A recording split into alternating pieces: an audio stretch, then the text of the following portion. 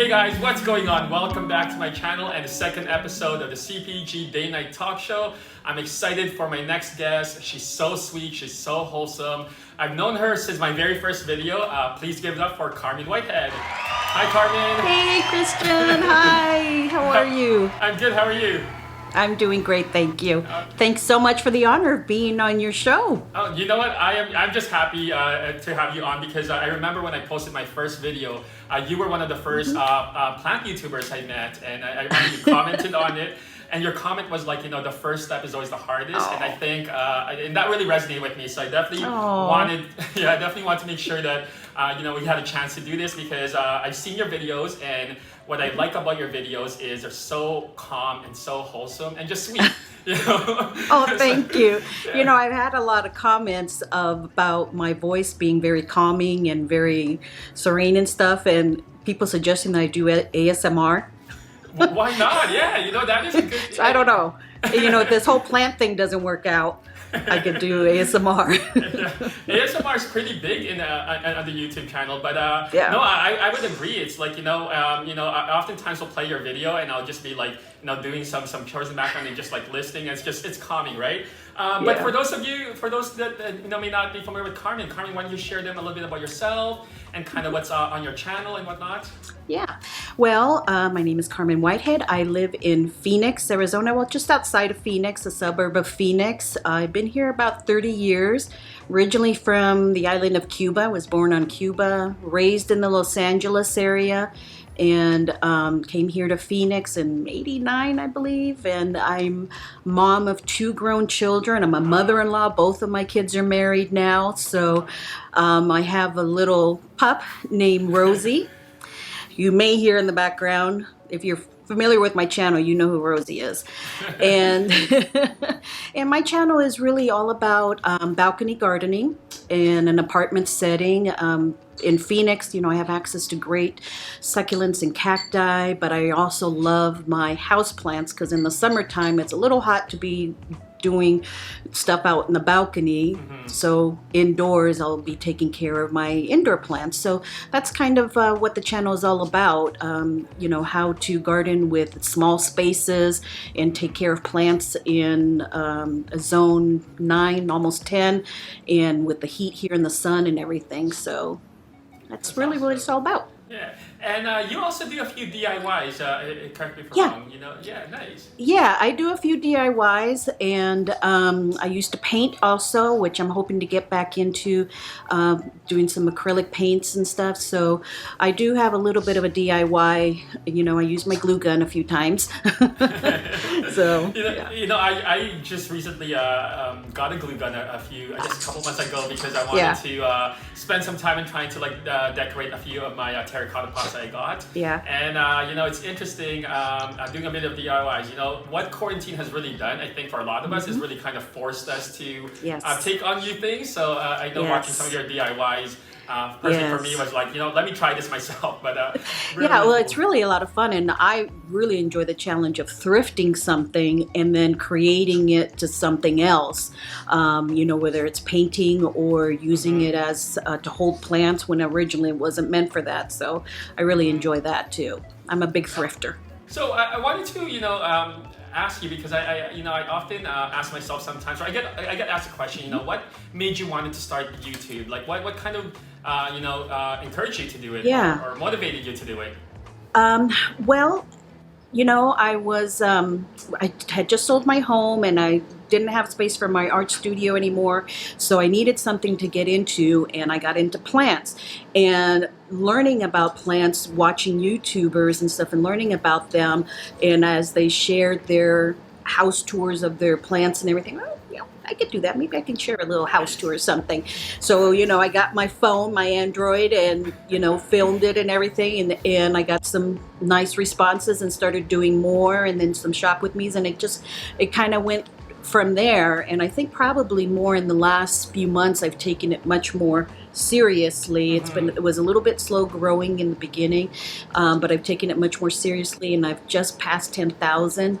Congrats. Thank you. 10,000 subscribers. I'm doing a big giveaway right now. And so I'm taking it more seriously now. And really just enjoying it and sharing, what knowledge I have of plants, but also getting some knowledge from my subscribers too. And I can definitely agree with that. I find like I'm learning a lot from all of you guys, people who's watching. Yes. Just some reading the comments, some of your tips and advice. I often learn new things whenever I post a video. Yeah. And, I'll often say, what's wrong with this plant, friends? Tell me, help me. Right. And, I have saved some plants. Somebody will tell me, oh, you need to do that or, do that with it. And it worked. So, I don't think there's anything wrong with saying, I don't know what to do with this plant. Can you help me? Or there's nothing wrong with saying, this plant didn't make it, it died, because we all have a memorial area Right. of plants, So, there's nothing wrong with that. It's just part of being a plant parent. Absolutely. And it is interesting that just the amount of people who's into plants and how much the community has grown. Wow. Whether yeah. whether you're on YouTube or Instagram or just as an audience and as a viewer, it's pretty amazing to kind of just watch it grow. Yeah. And, Yeah. Well, I think even before the pandemic happened, there was a lot of interest and growth in it. But I think once everybody got home and had to stay home, I think there was really a huge interest in it, and people started ordering online and, taking care of plants and stuff. So because there was nothing else to do, And I wanted to ask you, because I asked Sharina this in their last episode. Since the pandemic, do you find that you have happier plants, or did you just acquire more plants, or kind of how did you kind of navigate I think that? my plants are happy. I had to really check myself to not overlove them, as far as giving them too much water or anything like that, because you can love a plant to death. And so I had to really check myself not to become that hovering plant parent. But I did order some plants online. And then I kind of decided, let me take care of the ones that I have and wait until things are opening up a little bit more here. And then I started getting some more plants. And that's pretty much what I did. Once things started opening up here and we could venture out. You know what? I agree with you when not trying to be an over helicopter parent or over loving parent. Because trust me, I'm seeing a few of my plants right now. My Rhaphidophora Tetris Parma and my Monstera Peru, I overwatered, and they are in revival mode right now. You definitely do want to be cautious about it. Especially when you are spending a little bit more time with them. But getting into like the plants, because I remember when I first watched some of your videos early on, you had a north-facing window, and you had some plants that thrive in north-facing window, and I often get a lot of questions from my subscribers asking, what plants will do well in a north-facing window, or east or west. And unfortunately, I don't have much experience with that type of direction, only because I only have a south-facing window. So I want to know from your perspective. My last apartment was all north-facing windows. They were big windows, so they did let some light in, but north-facing, so there was no actual direct sunlight coming in. And I learned the hard way on what plants thrive in that, and to really read the tags when you're looking at a plant. Will it survive in that, So like I had a croton, and I never should have bought the croton, because it didn't survive. But like peace lilies, jade plants, Sansevierias, plants like that did really well. My ZZ plant, the pothos did spectacular. So plants like that do thrive on bright indirect light, which I had because the windows were much bigger. It just wasn't direct light. Now, when we were moving out of that apartment, I specifically was looking for an apartment that had better lighting. Some people look for the space and everything. No, I want to know which way it's facing. And because my plants. Yeah, I was just gonna ask, was that your number one criteria of looking for places, like which lighting direction? Yeah, well, other than it being on the first floor, because I can't really do stairs. So I found a place that, thank goodness, I like the complex and everything, but it was east facing. Now, the reason that I wanted east facing, because here in Arizona, the summer is it's going to be 105 today. Yeah. Okay. Wow. Yeah. And so west facing windows are very, very harsh because 4 o'clock is the hottest time of the day here. So I wanted the best light at the least harshness, and that would be east facing, and that's what my plants on my balcony get, my cacti and succulents. And I still, even with that, I have an umbrella out there protecting him during the summer months. But all of my plants in my bedroom and here are up against the east facing windows, and they get dappled light in the morning time, and then as the sun goes past, it's just bright light. And then I have my propagation station away, and I have a light there, a Sansevieria light bulb there. So yeah, I mean, you have to, as a plant parent, you have to kind of think about those things, south facing is really good also, because you can kind of move the plant close to the window or further away from the window depending on the time of year.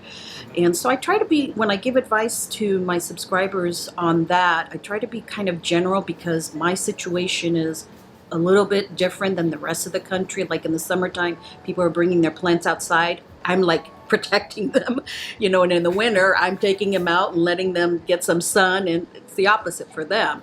And then, I have subscribers in Australia who, the southern hemisphere, well, a north-facing window is best for them. So it's different for everyone, and I try to sometimes put a little disclaimer in there, like, take a look at your specific lighting situation and do what's best for your plants, but this is what works for me.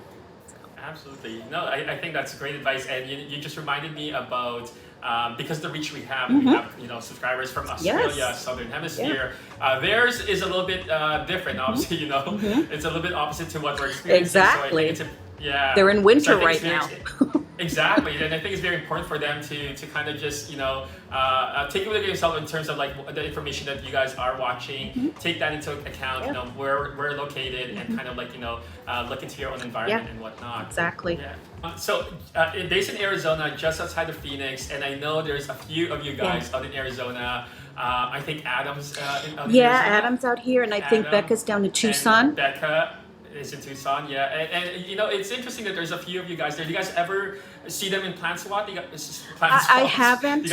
I haven't seen them. I do know that there had been some plant swaps going on, and then they just kind of stopped.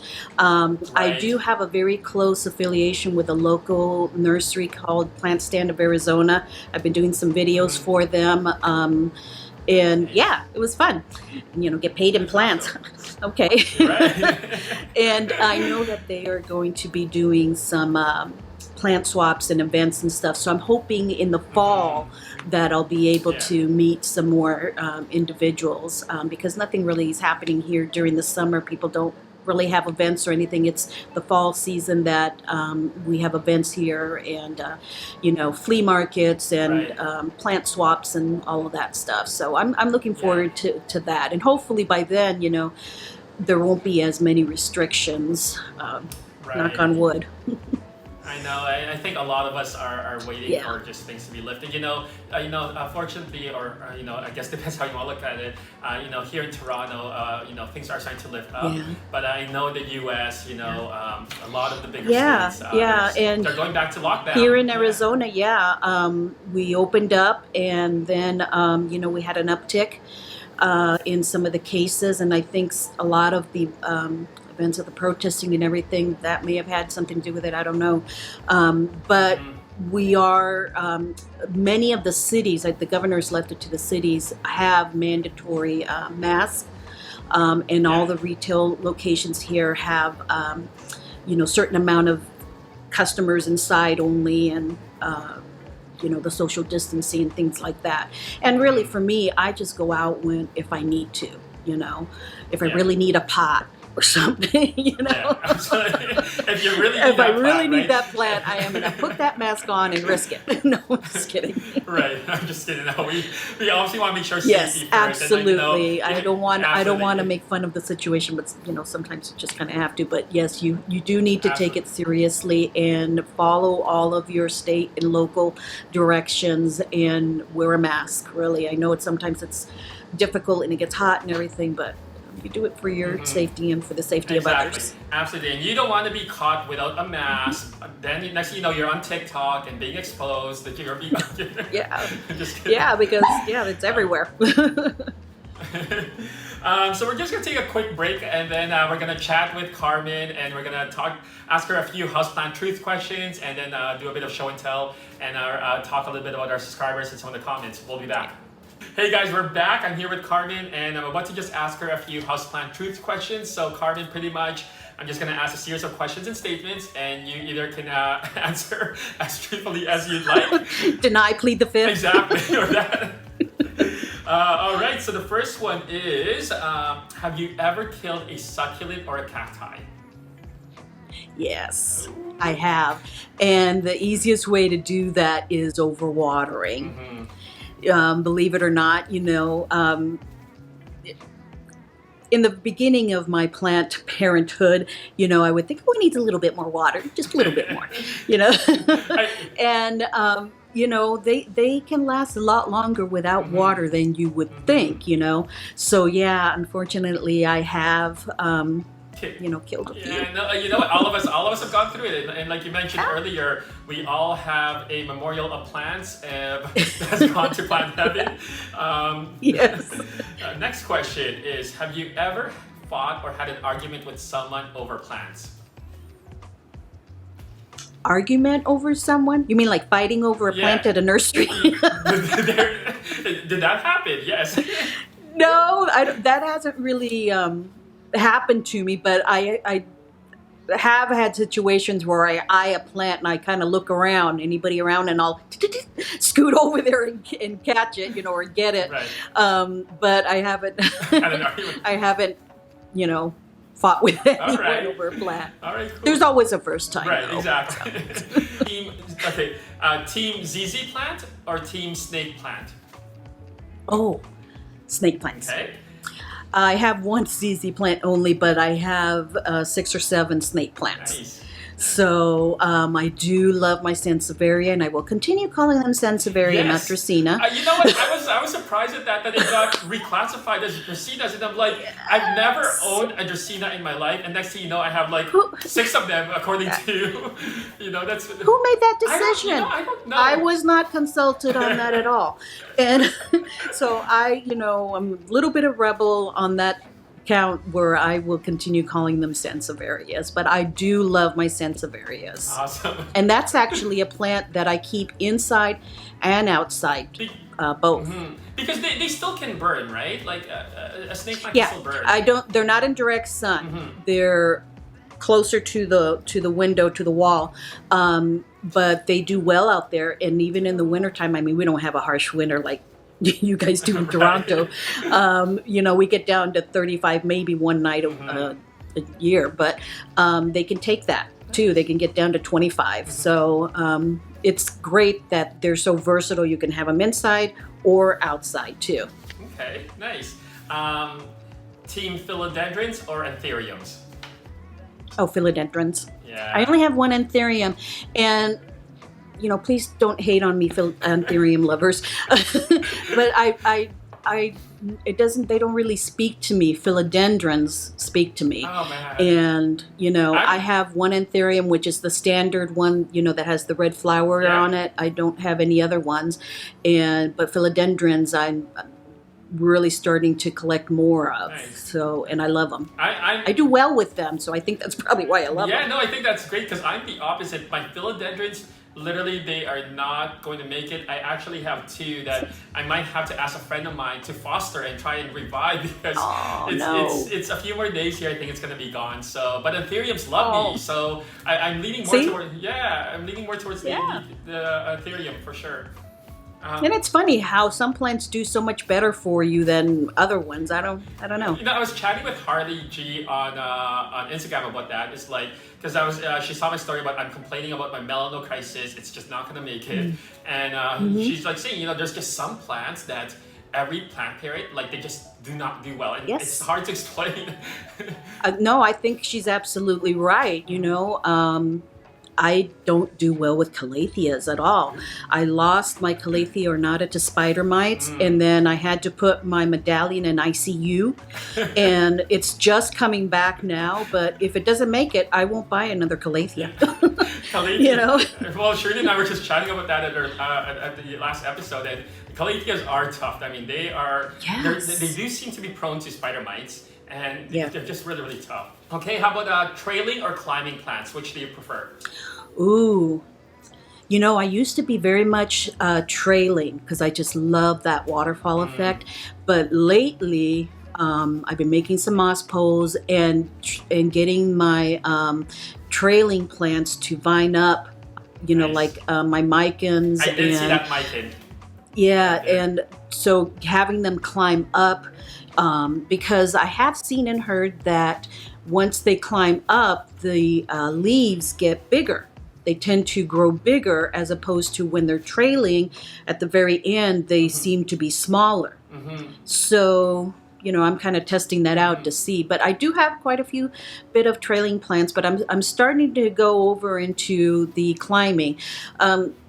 For another reason is the space too. There's only so many holes I can punch into the wall here to put a hanger, and so putting a plant on a tabletop with a moss pole is a little bit easier. Yeah, absolutely. I definitely agree. I'm experimenting with my golden pothos of getting it climbed up, while my neon pothos is trailing down, and I am noticing a difference with the golden pothos. I do find that the leaves are a lot bigger, especially at the end. Yes, I've heard that, and I think it's true. I really think it's true. And I would think that perhaps in nature, in their natural environment, they go up trees, and that's what their natural thing to do is. So they want to climb up. Absolutely. Have you ever been in a nursery and pretended that you worked at a nursery just to help someone out?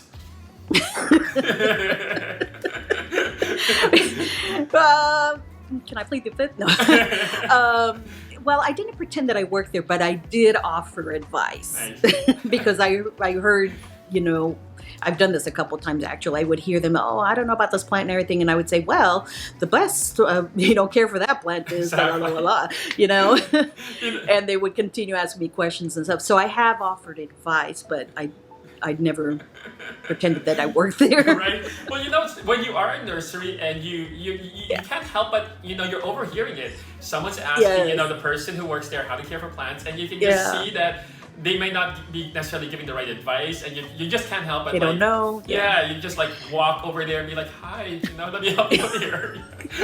I know I've done that, so I think all of us have. Yeah, I know, and you don't want to be intrusive or anything, or tell them that you were listening in, but yeah, sometimes I just feel like for the benefit of the plant, I need to do this. Absolutely. It's for the plant, that's all. It's for the plant.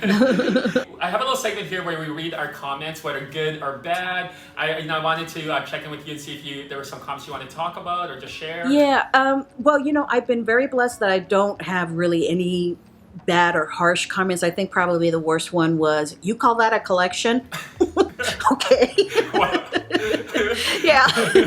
All right. But I do use YouTube's blocking words where, I'll put on there certain words that if they write it into the comment, it's blocked, like foul language or anything like that. So, but I haven't had really any bad comments or anything like that.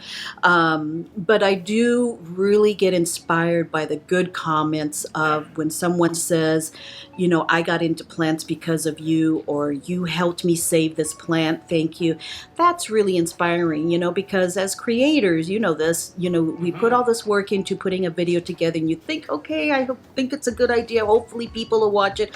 Hopefully people will like it. And you're not sure if it's going to be a benefit to anyone, but when you hear that it was a benefit to someone, that is extremely rewarding to know that, yeah, I am helping someone out there. So that's really nice. I really appreciate those. Absolutely, and it's it's interesting that people share with us that they were inspired because of our videos or our pictures. But Yes. I feel like I agree with you. Like I get inspired when I read people saying that we helped them out or we saved a plant or they got into plants because of us, and I think it's amazing, and that's what I like about this community. Is just it continues to grow, and like if we can It's a wonderful community, and I think of all communities on YouTube, probably the plant community is the most helpful and giving information to each other. I don't really see a whole lot of drama. I mean, it's nothing like the beauty community, okay? Yeah. Well, I mean, I think I saw in my feed. I think there's another one going on with like the whole Tati and things. So it's very, very filled with that. But I agree with you. Like the plant community, I find like has I've never personally experienced any negativity or any drama. No. And I don't know if you have as well too. But it's pretty solid. And that's the wonderful thing about it, So hopefully it stays that way. Yeah, for sure.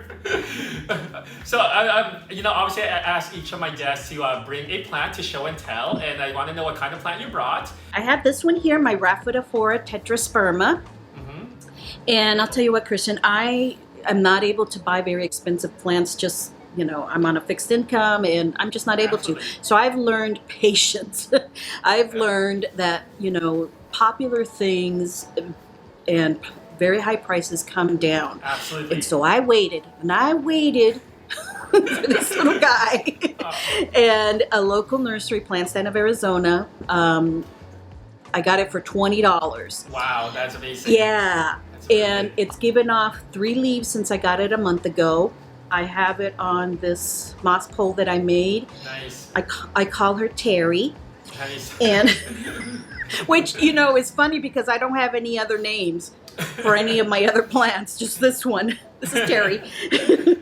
And I just love this plant. And, all the wonderful things that people have said about this plant is true as far as it being easy to grow, being a very fast grower. And it's just beautiful. And she sits on a stand right here in front of the window. And I mean, she barely gave off this leaf this week, and look, another one already. Yeah. It's crazy. They are super fast growers for sure, and Terry, you got it at a good size as well, and I think the $20 is a good price. And I definitely just want to touch a bit on that because I often get the questions, or people are chasing always the newest plant or the rarest plant. Yeah. And you don't necessarily have to do that, and I think what you just showed us is a great example of the pricing will come down as these plants continue to become a little bit more available in the market. You just got to be a little bit more patient, and like Carmen here, she got a very nice, beautiful Terry for $20, right? So yeah, I mean, it is true. I just got a Philodendron Birkin for $15. So wow, $15. Yeah. And I bought mine it's still this year for around like $50, $60. So yeah, it's incredible. It really is. I don't know if that's going to happen to the Thai constellations. Okay, but yeah. Well, I heard that is it Costa Farms? Farms. Yeah, that they were starting to produce the Thai. So yes, they have that version. Yeah. Yeah, so it maybe like by next year they're going to be a little bit more available to a lot of these big box stores, and hopefully by then the pricing will drop a bit. Yeah, it's like any other thing.